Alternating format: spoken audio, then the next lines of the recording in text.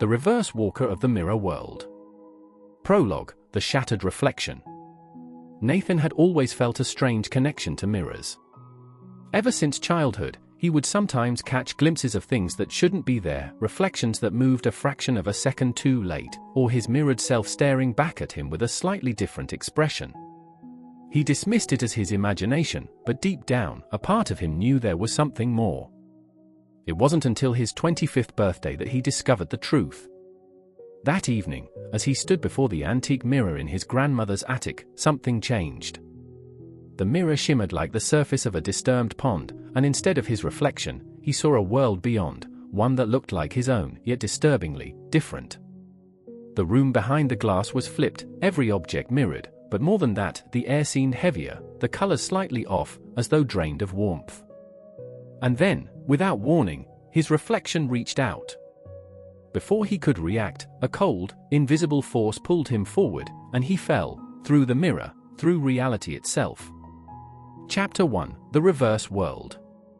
When Nathan opened his eyes, he found himself in a world that was eerily similar yet utterly foreign.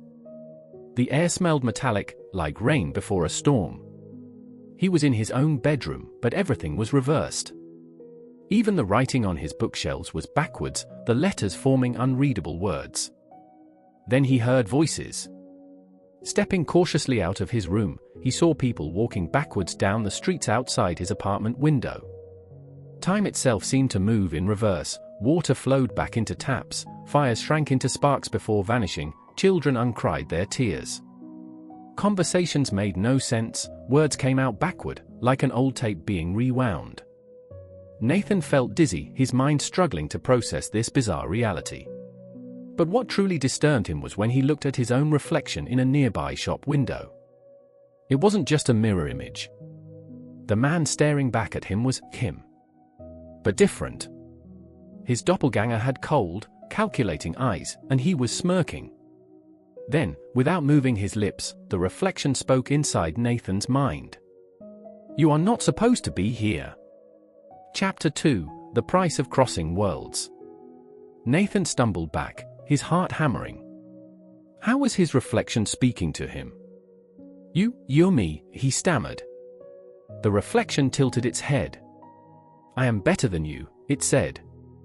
"And you are an intruder."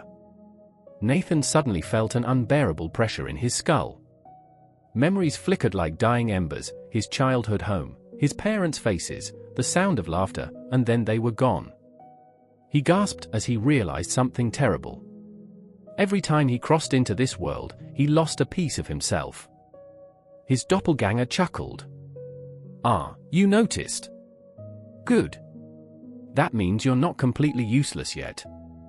Nathan clenched his fists. "What do you want?" His reflection smile widened. "What I want is already in motion. But what you want, if well, I suppose that depends on how much of yourself you're willing to lose to stop me."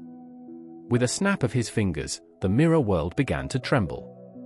Buildings shuddered, the sky darkened, and reality itself seemed to distort. Nathan felt himself being pulled away, as though the very world was rejecting him. "Go back," his reflection ordered. "And do not return." But Nathan wasn't ready to give up. Not yet. Chapter 3: The Truth Beneath the Glass.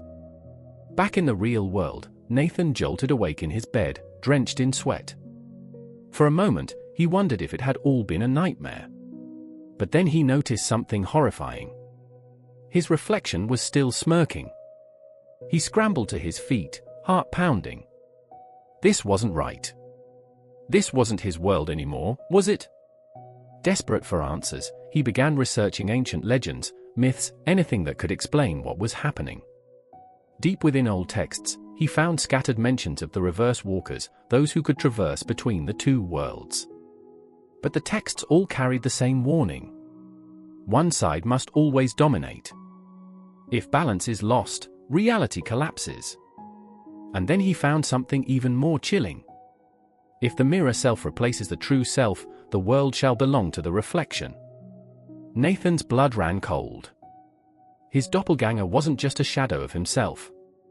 He was something else, something that had been waiting for him to make a mistake. And now, he was here. Chapter 4: The War of the Two Worlds. Nathan had no choice. If he wanted to stop his reflection from taking over his life, he had to go back, one last time. Armed with the knowledge he had gathered, he stood before the mirror once more. Taking a deep breath, he stepped through. But this time, he was not unprepared. The mirror world was already changing. His doppelganger had begun rewriting the rules of reality, bending time, and reshaping existence itself. Nathan clenched his fists. "You won't win." His reflection chuckled. "You still don't understand, do you? This was never about winning. This was about becoming." With a flick of his hand, the doppelganger summoned twisted, mirror-like creatures, distorted copies of people Nathan knew. They lunged at him. Nathan fought. It was a battle not just of strength, but of identity. Every strike, every move, felt like a struggle to hold on to who he was. The more he fought, the more memories he lost. But he had one advantage: he was still connected to the real world. Summoning every ounce of willpower, he turned the doppelganger's own power against him. Using a shard of broken mirror, he forced the reflection to see itself. For the first time, the doppelganger faltered. Its form began to unravel, as if it could not withstand its own existence being questioned. Nathan seized the moment, driving the shard deeper.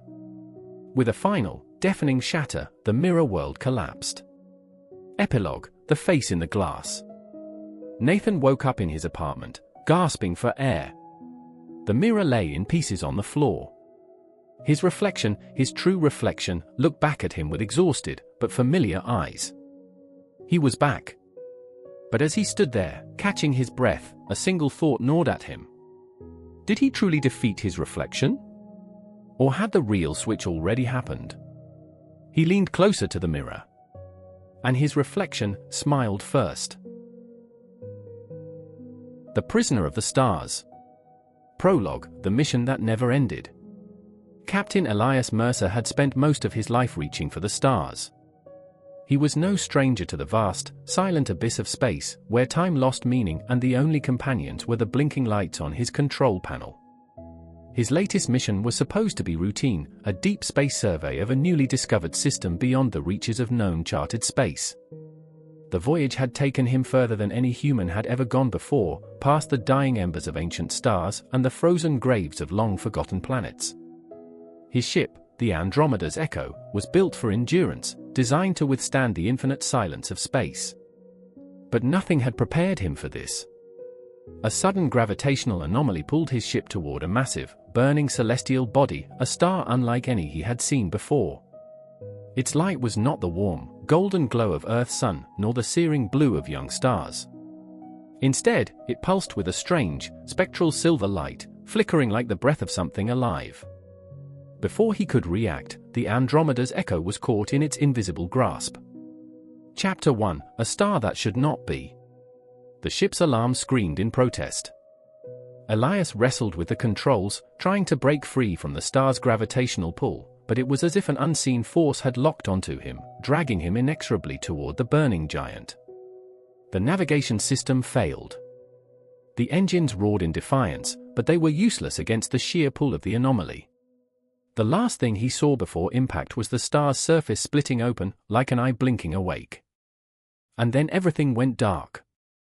When he regained consciousness, Elias expected to be dead, his body vaporized by the heat of the star. But he was alive. And he was not on his ship anymore. The ground beneath him was not solid, nor liquid. It shimmered like glass, reflecting the infinite cosmos above. The sky was a swirling ocean of stars, but none of them looked familiar. Some pulsed in strange patterns, others drifted like lost embers, and all of them seemed impossibly close, as though he were standing inside the very fabric of the universe. His body felt weightless yet anchored. He tried to move, but the air was thick, resisting his every motion as if he were wading through invisible currents. Then, he heard them. Whispers. Hundreds of them. Maybe thousands. They didn't come from a single direction, but from everywhere at once, seeping into his thoughts like echoes of forgotten voices. Another one joins us. Elias spun around, searching for the source. From the swirling silver mist around him, figures began to emerge. They were human-shaped but luminous, their forms flickering like candle flames. Their eyes were empty voids, and yet he felt them staring into him. He took a step back. "Who are you?" he asked, his voice hoarse. One of the figures drifted closer. When it spoke, its voice carried the weight of centuries. "We are the prisoners of the stars." Chapter 2: The Forgotten Souls. Elias felt a chill crawl down his spine. Prisoners? The entity's form shimmered, as if amused by his question. Long ago, we too were explorers. Seekers of knowledge. We journeyed too far, too deep, and we found this. The figure gestured at the sky, at the shifting, pulsing stars that felt unnervingly alive. This is no ordinary star, traveler. It is a wound in the universe. A place where time and existence bleed into one another. And those who come too close, never leave. Elias clenched his fists. I refuse to accept that. There must be a way out. Another voice, softer yet full of sorrow, spoke from behind him. There was a way, once. But the price was too great. He turned to see a new figure, smaller than the others, her form more human-like. Something in her voice stirred a painful familiarity. Who are you? She hesitated before answering. I was called Dr. Yora Kale, once. Elias's breath caught. That name, he knew that name. Dr. Kale had vanished decades ago, her ship lost in deep space, presumed destroyed. But if she was here... How long have you been trapped? He asked. She looked up at the pulsating sky, her luminous form dimming slightly. I stopped counting after the first 1,000 years. Chapter 3: The Curse of the Star. Elias refused to accept this fate. There had to be a way out. He spent what felt like weeks, maybe months, studying the strange physics of this world. Time was meaningless here.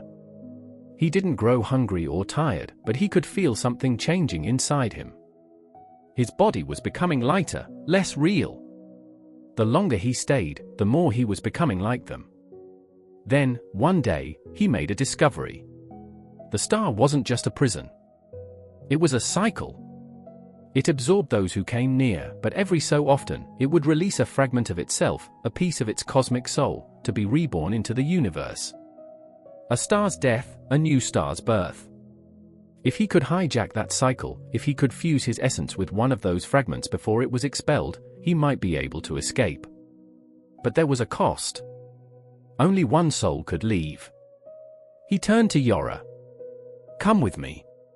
She shook her head, her eyes filled with sorrow. I am too far gone, Elias. My time has already passed. But yours is not yet over. He clenched his fists. I can't just leave you here. She smiled, a real, human smile. Then make my existence mean something. Go. Tell the universe what you found here. Chapter 4: A New Star Rises. The moment of the cycle came. The star pulsed violently, its essence tearing open the fabric of space. Elias focused all his will, all his remaining humanity, into the fragment that was about to be expelled.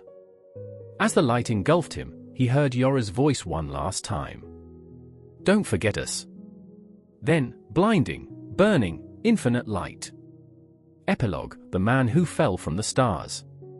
Elias woke up to the sight of familiar stars. His ship's distress beacon had been picked up, and a rescue crew had found him drifting just outside the anomaly's gravitational pull. He was weak, barely able to speak, but he was alive. No one believed his story. No one believed in the whispers of the lost souls. But as he looked up at the night sky, at a newborn star twinkling in the distance, he swore he heard a whisper in the wind. We remember. Letters from the Future Library. Prologue: The library that should not exist. There are places in the world that seem to exist outside of time. Some appear as forgotten ruins, others as hidden doors in the back of dusty old bookstores.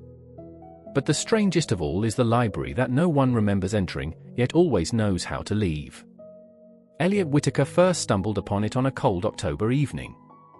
The air was thick with the scent of rain as he walked home from work, cutting through an unfamiliar alleyway to escape the pressing crowds of the city. He wasn't lost, not exactly, but something felt off. The streetlights flickered as he passed, and when he turned a corner, he saw it. A library. It shouldn't have been there. He knew this street like the back of his hand. There was no library here. But there it was, an old building wedged between two skyscrapers, its towering windows glowing warmly against the night. Above the entrance, golden letters spelled out a name that sent a chill down his spine. The Future Library. He hesitated. Then, as if drawn by an invisible force, he stepped inside. Chapter 1: The Book That Knew Too Much. The library was silent, except for the soft whisper of pages turning. It stretched impossibly far, rows upon rows of bookshelves spiraling into infinity. The air smelled of parchment and something else, something electric, like the charged air before a storm. An elderly librarian sat behind a mahogany desk, barely glancing up as Elliot entered. "Welcome," she murmured, her voice like rustling paper. "You're later than expected." Elliot frowned. "Expected?" She slid a book across the desk. It was leather-bound, old, yet strangely untouched by time. His name was embossed in gold on the cover. Elliot hesitated before opening it. Inside, the first page was blank. The second page, too. But on the third, a single line appeared, ink bleeding onto the page as if an unseen hand were writing at that very moment. "Elliot Whittaker, on this night, you will make a choice that changes everything." His breath caught. More words formed beneath the first line, the ink swirling and shifting, shaping into sentences as if the book were alive. "A storm is coming. If you do not act, the library will be destroyed. Time itself will fracture. You have until the last page turns blank." Elliot flipped ahead. The last 100 pages were fading, words vanishing before his eyes, leaving nothing but white emptiness behind. His hands trembled. "What is this?" he whispered. The librarian's gaze was unreadable. "The book tells the future," she said. "But only for those who are meant to read it." Chapter 2: The Vanishing Words. Elliot's mind raced. This had to be some elaborate trick, some kind of advanced technology, augmented reality. AI-driven text. But the weight of the book in his hands felt real. The ink smelled real. And the words, they knew things. He turned another page, and more text appeared. "Your first clue is in the restricted wing. Follow the book with the silver spine." The librarian said nothing as he rushed past her. The restricted wing was locked. Of course, it was. But as he stood before the iron gates, a click echoed through the silence. The door swung open on its own. Inside, the air was thick with dust, the shelves taller and more ominous.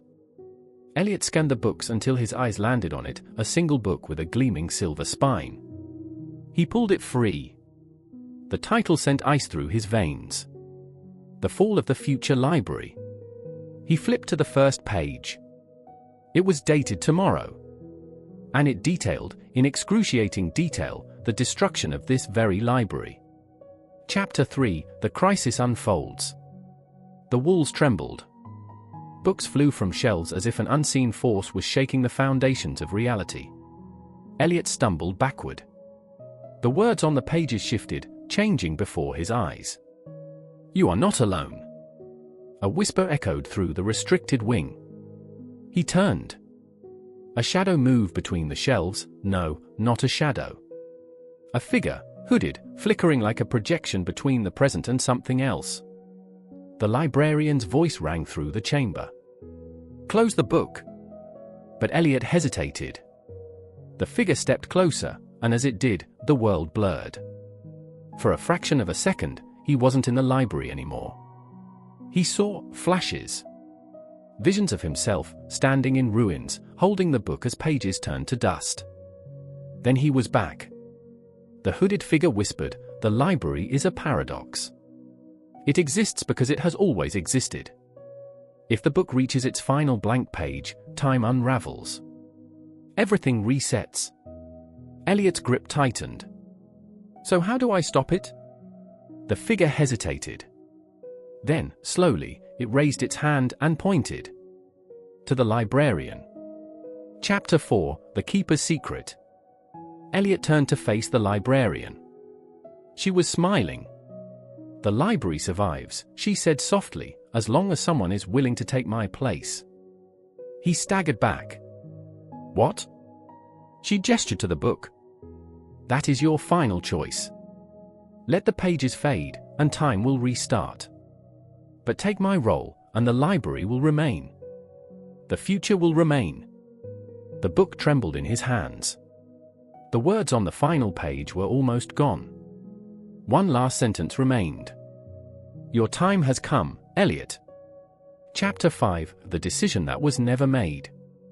Outside, the storm raged. Inside, the future teetered on the edge of oblivion.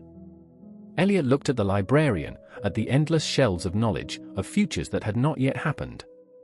He could walk away. Let it all reset. Or he could stay. The book pulsed in his hands. The last sentence vanished. The future was his to decide. Epilogue, the next reader. Years later, a new traveler would stumble into the alley. A new visitor would find the future library waiting. And behind the mahogany desk, a librarian with golden eyes would slide forward a book. With their name on the cover. The Curse of the Hidden Name. Prologue, the name that should not be known. In the remote village of Thornhollow, names were more than just words, they were power. Every villager was given 2 names at birth. One was their public name, the one spoken freely in conversations, recorded in ledgers, and known to all. The other was their hidden name, a secret whispered only once, to the newborn's mother, and never spoken again. It was said that if anyone learned your hidden name, they would have complete power over you. For generations, the rule had been followed, its origins lost to time. No one questioned it. No one dared. Until Edric Calloway woke up one morning with a message carved into his door. I know your true name. His blood ran cold. Because in that moment, he understood one thing, he was no longer free. Chapter 1, The Whispered Secret. Edric had never been an anxious man. He was a hunter by trade, a man of quiet resolve and steady hands. But the moment he saw the message, something inside him broke. His true name. Who had written it? Who knew it? His heart pounded as he scanned the village square. Thornhollow was a quiet place, where people moved with deliberate purpose and rarely spoke of things they did not understand. But now, someone in the village held his fate in their hands. Edric tried to recall anything suspicious, any strange interactions, any lingering glances, but nothing came to mind. And then, a chill settled over him. He had heard rumors before. Stories of villagers who vanished overnight. People who grew silent and obedient, their will seemingly stripped away, until one day, they simply disappeared. The elders always said it was the curse, a consequence of breaking the village's oldest rule. Edric never believed in curses. But now, as he stood before his own door, staring at those ominous words, he wasn't so sure. Chapter 2, The First Disappearance. By noon, news of the message had spread. People whispered in hushed tones, their eyes darting toward Edric as he walked through the village square. Some looked fearful, others suspicious. Then, just before dusk, a scream shattered the uneasy silence. Edric ran toward the sound, his breath coming in short gasps. A crowd had gathered near the well, their faces pale with horror. A girl, Marion Holt, was missing. Her parents had woken to find her bed empty, her window open. No sign of struggle. No footprints leading away. Just an empty room, and a single word scrawled on the wooden floor. Mine. The elders arrived moments later. Their expressions were grim, their gazes lingering on Edric for just a moment too long. They knew. They knew the curse had begun again. And somehow, he was at the center of it. Chapter 3: The Shadow in the Woods. Edric knew he had to act fast. If someone had stolen his true name, he couldn't afford to wait for the curse to consume him. He needed answers. His only clue was an old story, one whispered among children, quickly hushed by adults. It spoke of a man in the woods, a hermit who knew the origins of the village's secret names. A man who had survived the curse. Under the cover of darkness, Edric left the village and ventured into the dense, twisting forest. The deeper he went, the heavier the air became, thick with something unseen, a presence, a watchful force. He felt it pressing against his skin, whispering in a language he couldn't understand. Then, through the trees, he saw it. A cabin, ancient, weathered, barely standing. Edric knocked once. No answer. He knocked again. The door creaked open on its own. And inside, in the flickering glow of candlelight, sat an old man with hollow eyes and a mouth that seemed to know too many secrets.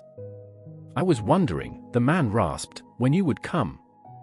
Chapter 4: The Name Stealer. The hermit's name was Rowan Aldridge, and he was the last man in the village who had ever spoken of the curse aloud. "The names," Rowan whispered, his voice barely more than a breath, "they were never meant for us." Edric frowned. "What do you mean?" Rowan's fingers trembled as he poured tea into a cracked mug. "The hidden names, they do not belong to us. We borrowed them." Edric's heart pounded. "From who?" Rowan's gaze lifted to meet his, and for the first time, Edric saw something truly terrifying, fear in the eyes of a man who had already lost everything. "The ones who were here before us," Rowan whispered. "The ones who owned this land before Thornhollow existed." Edric felt cold. "The dead?" Rowan exhaled shakily. "Not dead. Sleeping. Waiting." The weight of his words settled like ice in Edric's veins. The villagers had stolen their true names from something else. Something that had been watching them ever since. And now, it was taking them back. Chapter 5: The Final Page. The village was no longer safe. When Edric returned, 3 more people were missing. The elders were nowhere to be found. And the villagers refused to speak at all. It was happening. The curse was claiming them. Then, as Edric approached his home, he saw it. Another message carved into his door. This time, it wasn't a threat. It was a summons. "Come to me." Edric knew what it meant. The thing that had stolen his true name wasn't hiding anymore. It wanted him to face it. And he had no choice. Chapter 6: The Price of a Name. The final confrontation happened in the old ruins beyond the forest. A place long abandoned. A place where whispers never stopped. Edric stepped forward, his pulse hammering. The shadows twisted around him, forming something humanoid yet utterly wrong. Then, it spoke. In his own voice. Edric Calloway. His entire body froze. It knew his true name. He dropped to his knees as his strength drained away. His mind blurred, his thoughts no longer his own. The thing was taking control. He had seconds to act. Through sheer will, he forced his lips to move. And he spoke a name, the name of the thing before him. A name Rowan had whispered before Edric left. The original name. The name that was never meant to be spoken. Ith Quarrel. The thing screamed. The world shattered. And then, silence. Epilogue, the last name. When Edric awoke, he was alone. The village was still standing. The missing had returned. But when he asked them, no one remembered anything. No one remembered him. He returned to his home and found a final message scratched into his door. A new name. His name. But it was not one he recognized.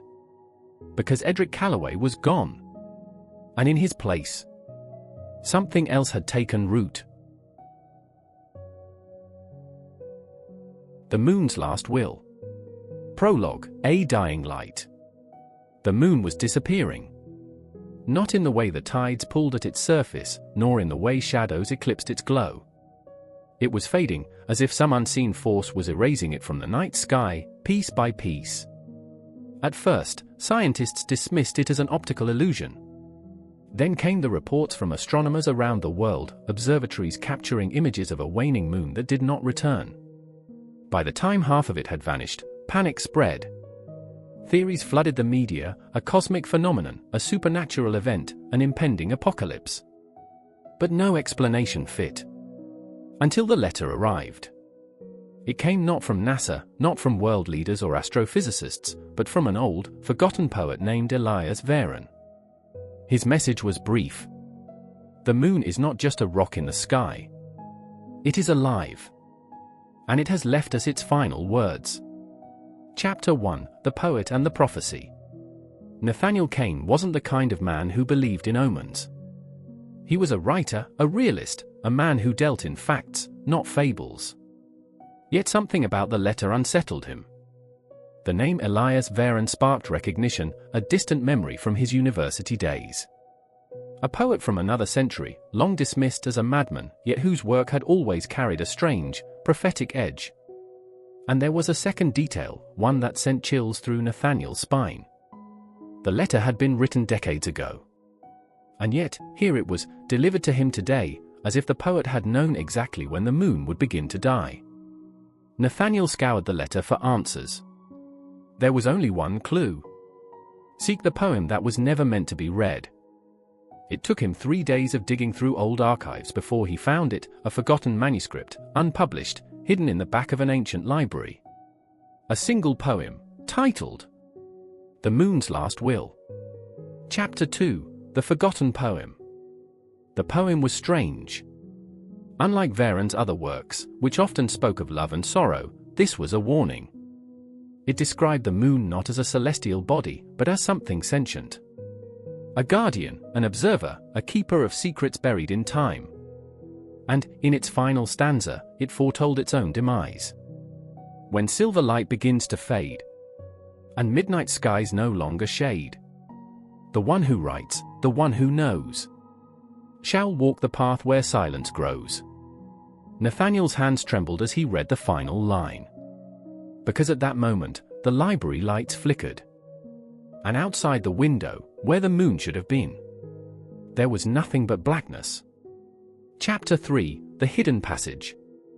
Nathaniel barely had time to process his fear before a voice interrupted him. "You found it." He spun around. An old man stood in the library's shadows, his eyes gleaming with an eerie intensity. His face was deeply lined, as if he had lived far too long. "Who are you?" Nathaniel asked. The man stepped forward. "A guardian. A witness. Someone who has been waiting for you." Nathaniel swallowed hard. "Waiting for me?" The old man nodded. "The poem does not predict the moon's death." His voice dropped to a whisper. "It predicts yours." A chill ran down Nathaniel's spine. Before he could respond, the library began to shift. The bookshelves trembled. Pages rustled, carried by a wind that did not exist. The floor beneath him warped, and suddenly, Nathaniel was falling. Chapter 4: The Labyrinth of Forgotten Light. When Nathaniel opened his eyes, he was no longer in the library. He stood in a vast, endless cavern, illuminated by an unnatural glow. The walls were made of silver stone, pulsating with an eerie rhythm, like a dying heartbeat. And in the center of it all, resting on a pedestal of obsidian, lay an ancient book. Nathaniel's pulse quickened as he approached it. The title was etched in a language he did not recognize.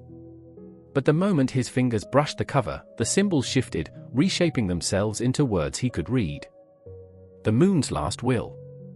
His breath caught. This was the real poem. The one Elias Varen had seen, the one he had tried to warn the world about.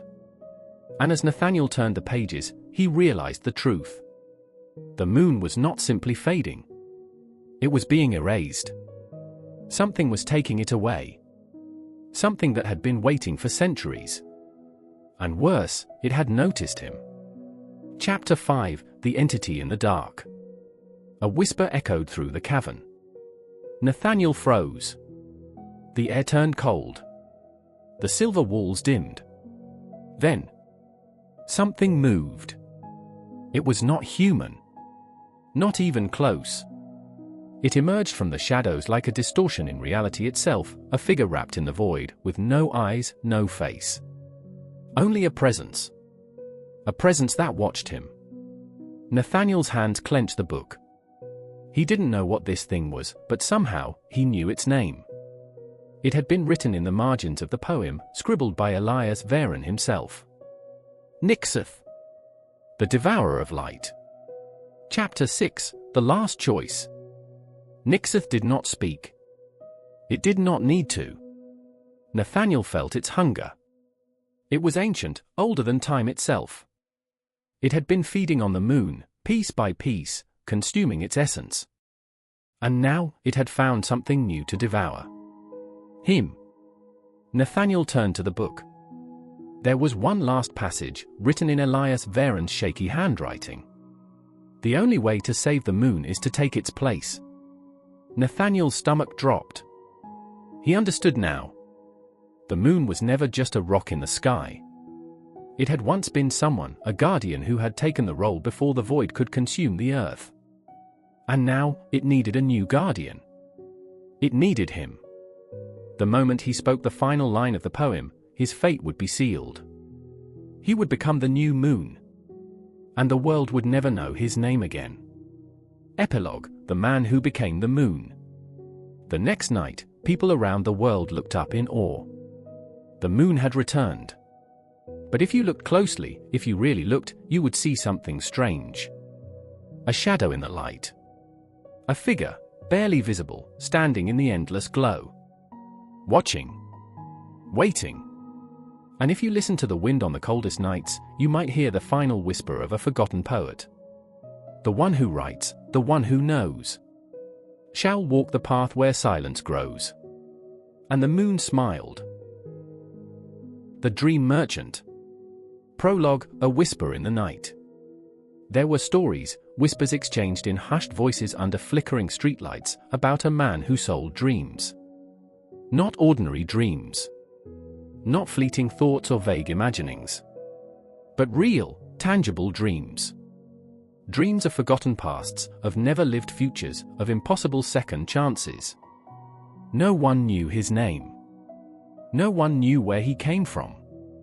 But on certain nights, when the city was shrouded in mist and the clocks all seemed to tick just a little slower, he would appear. And if you found him, if you were brave enough to approach his stall and foolish enough to make a purchase, you would leave with more than just a dream. You would leave with a piece of someone else's fate. Chapter 1: The Merchant of Midnight. Elias Cross never believed in fairy tales. He was a journalist, a man who dealt in facts, not in whispers. But on the night he first saw the Dream Merchant, something in him changed. It was late, long past midnight, when Elias stumbled upon a narrow alleyway that should not have existed. It twisted between two buildings like a scar in the city's flesh, lined with flickering lanterns that cast shifting shadows. At the very end, beneath an old iron awning, stood a market stall. And behind the stall, waiting as if he had been expecting him all along, stood the merchant. He was an older man, dressed in a charcoal grey coat with silver embroidery along the cuffs. His eyes, dark as ink, reflected no light, and yet they saw everything. "Welcome," the merchant said, his voice like the rustling of old parchment. "Are you here to buy a dream?" Elias hesitated. "How do they work?" The merchant gestured to the shelves behind him, where hundreds, thousands, of tiny glass vials rested in neat rows. Each one shimmered with an eerie glow, swirling with colors Elias had no name for. "They are memories," the merchant explained. "Experiences that were lived, or should have been lived." Elias raised an eyebrow. "Should have been?" The merchant smiled faintly. "There are many kinds of loss in this world, Mr. Cross. Some lose time. Some lose love. Some lose themselves." Elias wasn't sure why he reached for his wallet. Maybe it was curiosity. Maybe it was fate. Or maybe, deep down, he already knew that his life was about to change. "Which one do you recommend?" he asked. The merchant's fingers drifted over the vials, stopping at one filled with a deep, inky blue mist. "This one," he murmured. "A dream not meant for you." Elias frowned. "What does that mean?" The merchant simply handed it to him. "Drink it, and you will know." Chapter 2: The Dream That Was Not His. That night, Elias poured the vial's contents into a glass and hesitated only for a moment before drinking. The world around him vanished. And suddenly, he was somewhere else. The dream felt real. The air was thick with the scent of rain, the wind cool against his skin. He stood in a vast, empty street beneath a sky that pulsed with silver light. And in the distance, at the very end of the road, stood a woman. She had raven black hair and a red silk dress that billowed in the wind. Her eyes locked onto his, filled with recognition, as if she knew him. "You're late," she whispered. Elias's heart pounded. "Who are you?" The woman stepped closer, lifting a hand to touch his face. "You were supposed to find me," she murmured. "Before it was too late." And then, the dream shattered. Elias bolted upright in bed, drenched in sweat, his heart hammering against his ribs. But the strangest thing wasn't the dream itself. It was the fact that he knew her name, even though he had never met her before in his life. Chapter 3: The Prophecy Begins. Her name was Celine Voss. And the next morning, Elias discovered something terrifying. She was real. A quick online search led him to an old news article. Celine Voss, missing for 5 years. Last seen the night before her wedding. No leads. No suspects. No trace of her body. Elias's hand shook as he stared at her photograph. It was her. The woman from the dream. And she had spoken to him as if she knew him. As if he had been meant to save her. Chapter 4: The Clock Runs Backward. Elias had spent his career chasing stories, but never like this. The more he searched, the stranger things became. Street cameras in Celine's old neighborhood glitched whenever he approached. Newspapers from the year she vanished rewrote themselves overnight. And when he returned to the alleyway where he had found the dream merchant, it was gone. As if it had never existed. Elias wasn't sure what was real anymore. But he knew one thing. The dream had not been a memory. It had been a warning. A glimpse of a moment that had never happened, but still could. And somehow, some way, time itself was giving him a second chance. Chapter 5: The Truth Behind the Dream. Elias followed every lead, tracing Celine's last known movements. The pieces didn't fit, until they did. A name resurfaced. A name buried in old records. Her fiancé. A man named Victor Hale. A man who, 1 week after Celine vanished, became impossibly rich overnight. A man who, Elias realized, had purchased something from the dream merchant years ago. And Elias finally understood. Celine was never missing. She had been erased. Sold as a dream to someone else. And now, reality itself was trying to correct the mistake. Chapter 6: The Final Trade. Elias confronted Victor Hale at his sprawling estate. He demanded to know the truth. Victor only smiled. "You already know," he murmured. "You've seen it, haven't you?" Elias clenched his fists. "Give her back." Victor's gaze darkened. That's not how it works. But Elias knew exactly how it worked. He turned, walking away, but not before slipping a single piece of paper onto Victor's desk. A receipt. For a purchase made just hours ago. A purchase from the dream merchant. One dream. A trade. Victor Hale's fortune, his entire life's success, had been built on a single stolen dream. And Elias had just bought it back. For Celine. Epilogue: The Dream That Was Meant to Be. The next morning, Celine Voss woke up in her bed. No missing years. No forgotten memories. As if she had never disappeared at all. And somewhere, in a forgotten alleyway beneath flickering streetlights, the dream merchant stood behind his stall once more. Waiting. For the next customer. For the next dream. The man who never fades in the rain. Prologue, a city that dissolves. The rain never stopped in even shade. It had been falling for as long as anyone could remember, a relentless, whispering drizzle that coated the city in an eternal sheen of silver grey. It was not a storm. Not a flood. Just an endless, quiet erasure. Because in even shade, rain did not just wet things. It made them disappear. It started subtly. A shop sign would grow faint after too many weeks of rainfall, its letters dissolving like ink on wet paper. A park bench would lose its edges, its wood turning translucent until only mist remained. People adapted. They avoided the rain as much as possible, huddling under awnings, running from doorway to doorway. But over time, it got worse. Entire buildings faded. Streets vanished. And worst of all, people disappeared, worn away by the rain, until even their names were forgotten. No one could remember their faces. No one could recall what had been lost. Except for one man. Because in the rain, while everything else blurred and melted away, he remained. Chapter 1, The Man Who Never Faded. Samuel Wren had lived in even shade his whole life, but he had never once faded. The rain slid off him like oil, leaving him untouched, while everything else grew pale and distant. When others rushed to cover themselves, he walked through the downpour unscathed, his presence unnervingly sharp. He was the only one who could remember.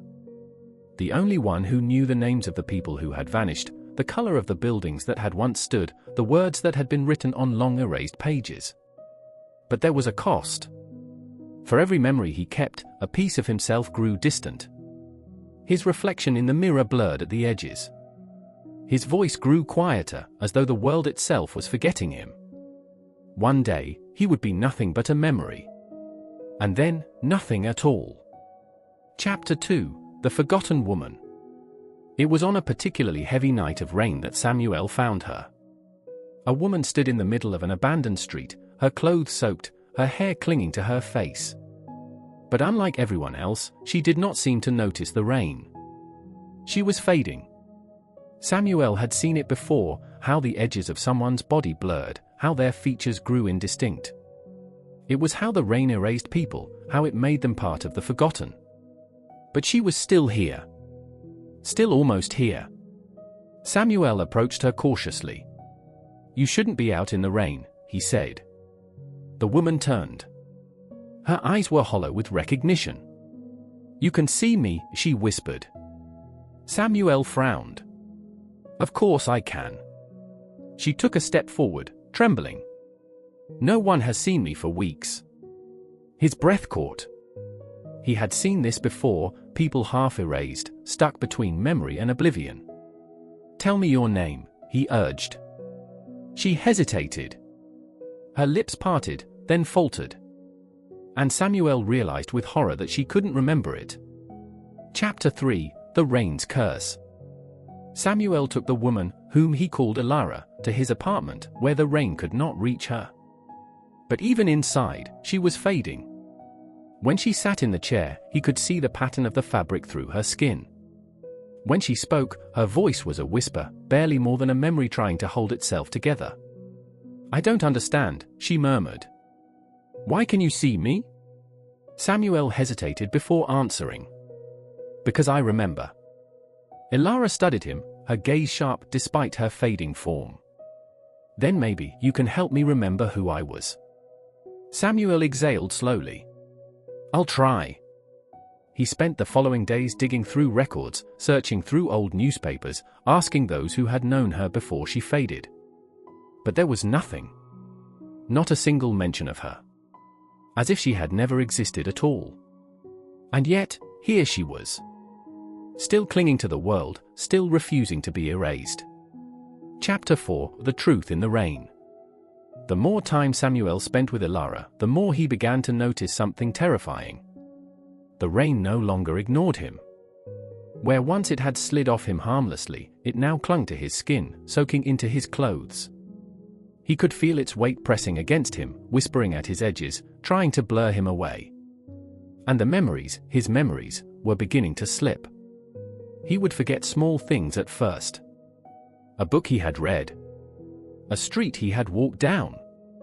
Then, one night, he looked at himself in the mirror. And for the first time, he could not remember his own face. Samuel clenched his fists, breathing hard. The rain did not just erase the world. It erased the ones who tried to remember. And now, it had noticed him. Chapter 5 or the City That Never Was. Desperate, Samuel and Elara searched for an answer, any explanation for why the rain took and why it chose to leave him behind for so long. They found it in the city's oldest records, buried in forgotten archives. A map. One that showed even shade before the rain had ever begun. And at its center, in the very place where the first drops had fallen, there had once been a name. A name that had been erased. A name that neither of them could read, no matter how hard they tried. But Samuel understood. The rain was not natural. It was not weather. It was a consequence. Something had been erased from existence long ago, something so vast, so powerful, that the world itself had begun to unravel in its absence. And Samuel, the man who never faded, was the last piece of it left. Chapter 6, The Final Memory.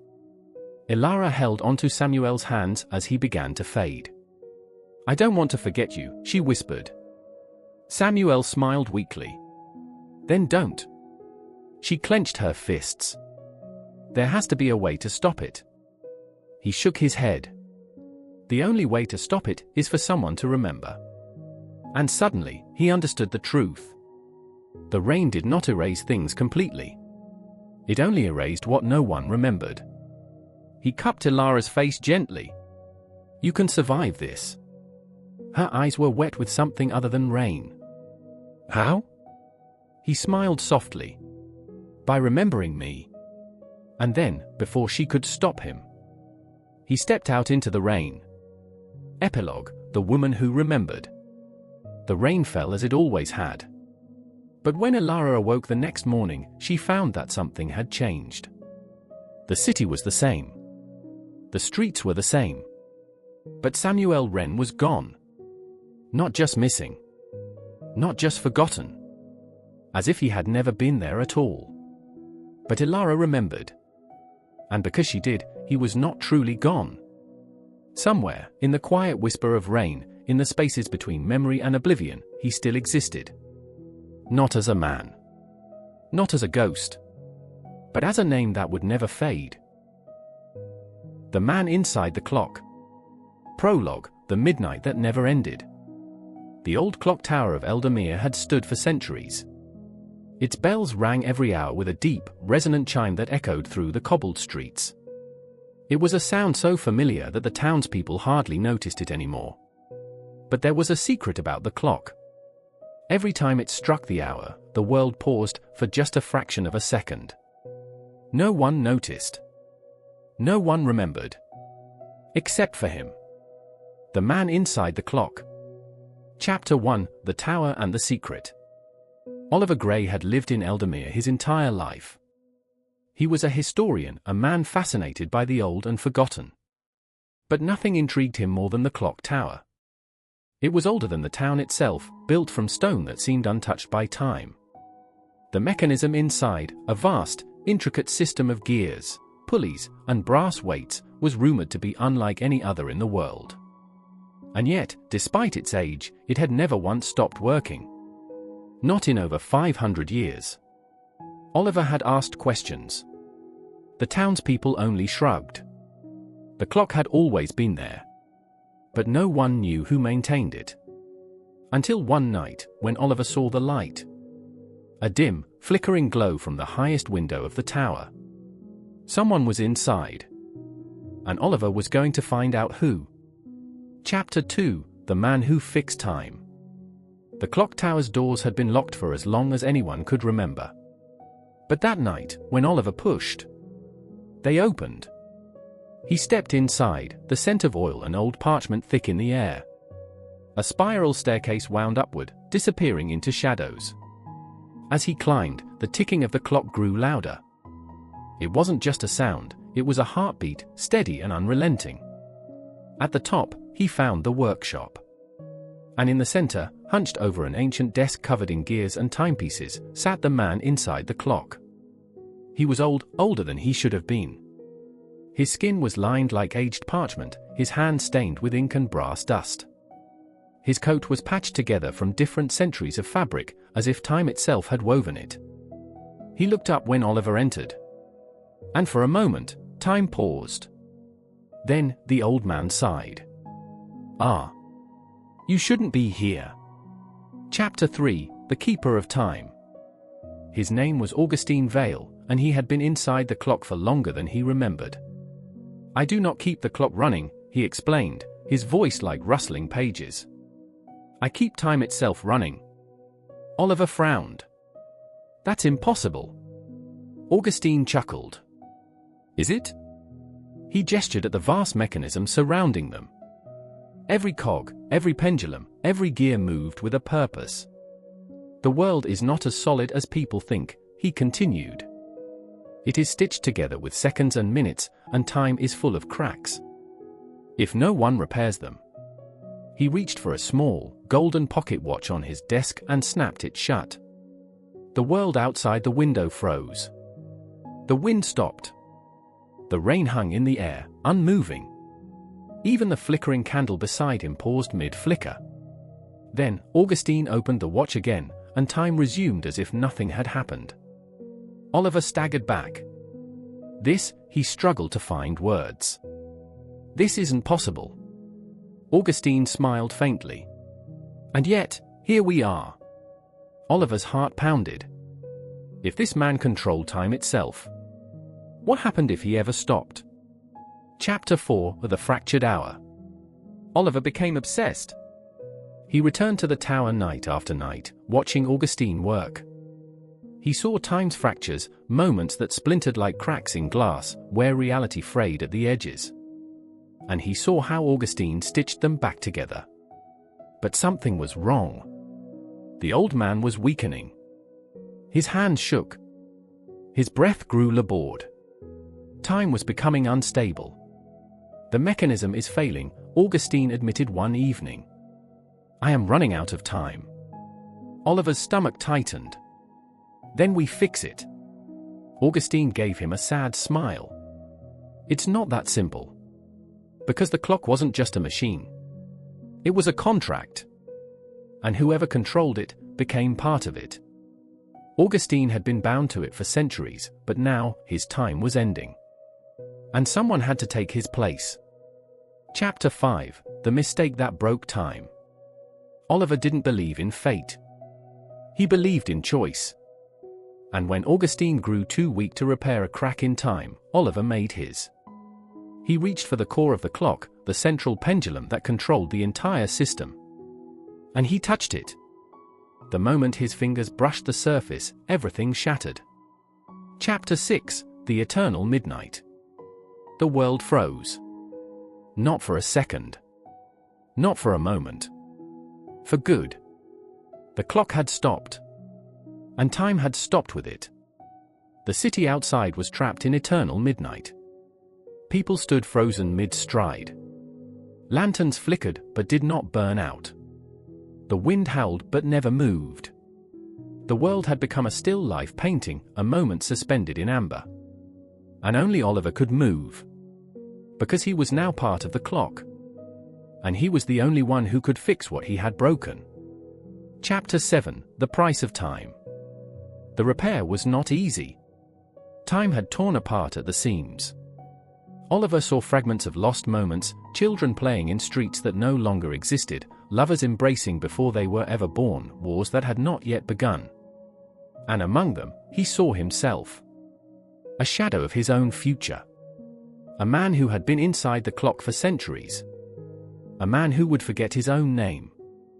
A man who, one day, would wait for another traveler to enter the tower. And warn them. "You shouldn't be here." Epilogue: The clock never stops. No one in Eldamir remembered what had happened. The night had come, and the night had passed. The clock tower still stood. And every hour, its bells rang out, strong and steady. But if you listened closely, if you stood beneath the tower at exactly midnight, you might hear the faint echo of a voice lost in time. The whisper of a man who once tried to fix the clock and became part of it instead.